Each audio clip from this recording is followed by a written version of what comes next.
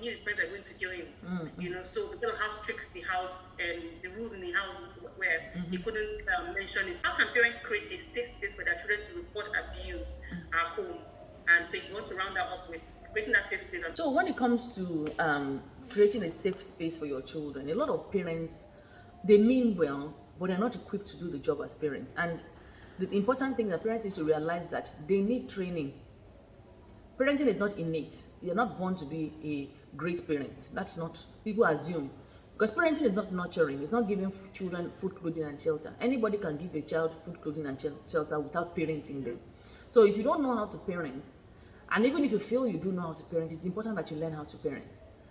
I've been doing this parenting thing now, I think it's going up about 15 years. And if there's still something out there, I'm so quick to jump on it, to learn, to know another perspective, to see what works. Because our children are evolving. A lot of parents are already frustrated being parents. A lot of parents outsource their parenting to domestic workers. A lot of parents are carrying a lot of childhood trauma themselves. A lot of parents are frustrated as parents.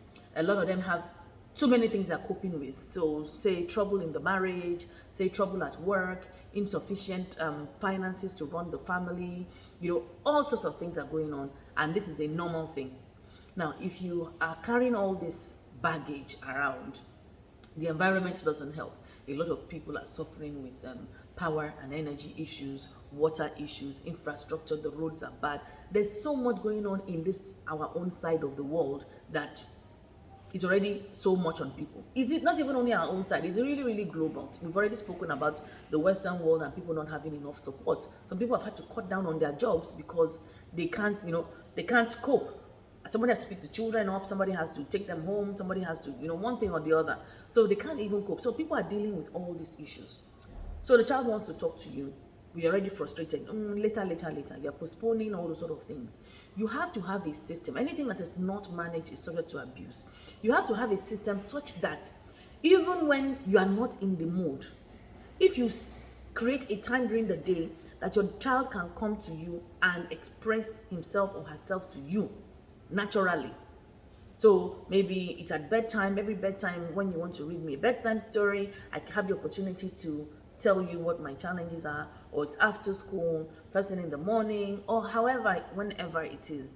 Find that time, incorporate it into your daily routine so that your child can speak to you. Your child knows that, oh, this is a safe time to speak to mom, this is a safe time to speak to dad, she's not too busy, and even if she is, this time she will drop everything to listen to me. You have to create it. You have to have a listening ear. Someone like me, when my daughter was in school, secondary school, in primary school, whatever the case may be, even nursery, I loved doing the school runs. Because that's when you hear so much. It's still fresh, hot off the press. It's like, fresh bread, just happening, That's when, they've not forgotten anything. And they're eager to tell you everything before they doze off, or whatever the case may be. So I love that time. That's when she tells me so much. Now, my daughter is 17 now, and she's not around me. However, we have 2 safe periods in the day. She's not at home, but we still have 2 safe periods. So we do a video call twice a day, minimum. Once or twice a day, minimum. So in the morning we pray. In the night we pray.